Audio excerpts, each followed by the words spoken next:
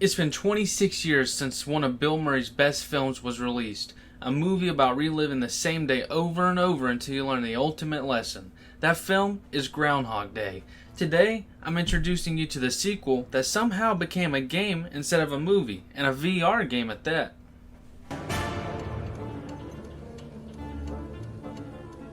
You arrive in the town of Punxsutawney to attend a festival to celebrate your father's life. This festival is hosted by none other than Ned Ryerson. But there is an issue, and I'm sure if you've seen the film, then you could have guessed it. The character you play as is a complete asshole. Remind you of anyone else? You play as Phil Connors Jr., the son of the legend himself. But to you, that's the problem. Everyone loves your father, but you don't understand why. Your character is basically the embodiment of everything that screams entitlement. He didn't get along with his dad because he was trying to do his job of being a good parent. Not perfect, but good. And your character can't seem to let him off for trying his hardest. And this is where the game takes off. The problems you have with your dad spill over into your interactions with everyone else. You're rude, you don't care about anything but your vlog, glass half filled. By Phil Jr. acting selfish, he is now doomed to the same fate of his father, repeating the same day over and over until you can finally learn the life lesson. Groundhog Day has some interesting gameplay, but before I mention that, let me show you the settings. You have language, text size, and subtitles, as well as voice, sound effects, and music volume. And one more I thought was interesting is you can pick if you're left-handed or right-handed.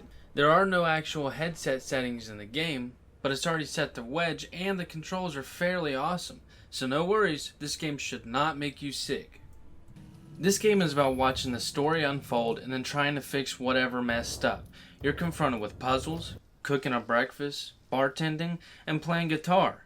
And I'm gonna be honest, playing that guitar is gonna be extremely wonky for your first try, but you're gonna get the hang of it. Took me about 4 times, might take you 3, 4, or 5 times.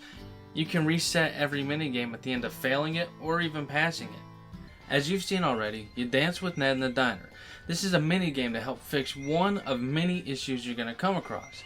Now I don't dance and I have 2 left feet, but damn was that a blast, and I'm ready to do a jig now. All of these minigames make sense to the story and how it needs to unfold. There's a reason to bartend, there's a reason to play guitar. Just as there was a reason to spray some graffiti in the alleyway, you delinquents. The voice acting in the game wasn't something to be in awe about, but it was fun. Your character had the worst out of them all, but then again, it was still fine. The sound effects were pretty spot on though, so here's a few snippets for you guys to judge yourself.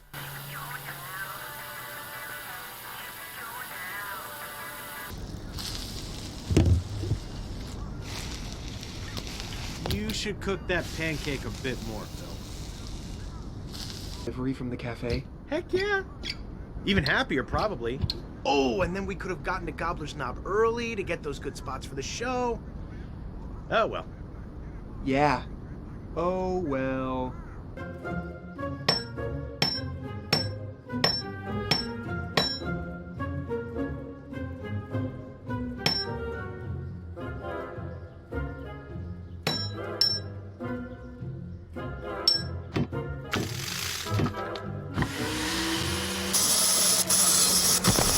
Before I say what I think this game is worth, let me tell you some more of my thoughts.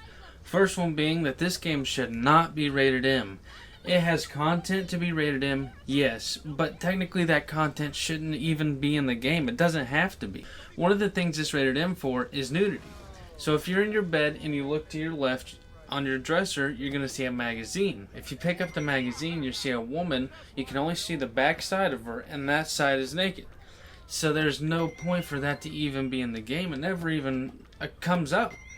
Another thing is this game cusses so much. And I mean, it's okay to put some here and there, but there is an aberrant amount of cussing in this game for no reason at all, just so your character can be a dick to everybody else. Another thing I gotta point out is some of these mini games are insanely hard. It's gonna make you frustrated. You're gonna want to give up, and you're gonna be playing the same thing over and over because that's how the gameplay flow is. You're gonna fail this, continue, and then you're gonna keep playing and playing. So the replay value of this game is definitely going to be a 0. And the sequel to the movie being a video game might not be the best idea, but it's still worth it somewhere in there for the story. Now before I finish, I want to say one more thing. I'm not bagging on games with profanity. It should be remembered that this movie was rated PG. So it going from a PG to a rated M game, that's definitely a different step in a different direction. So with everything being said, I definitely give this game a 15 out of 30 for the price tag. It's a good game, but it's definitely going to drag on. And if you're not going to be willing to stick with it through the drag, then this is not the game for you. But 30, that's just a little too pricey for something like this. Dad, how far away are the stars?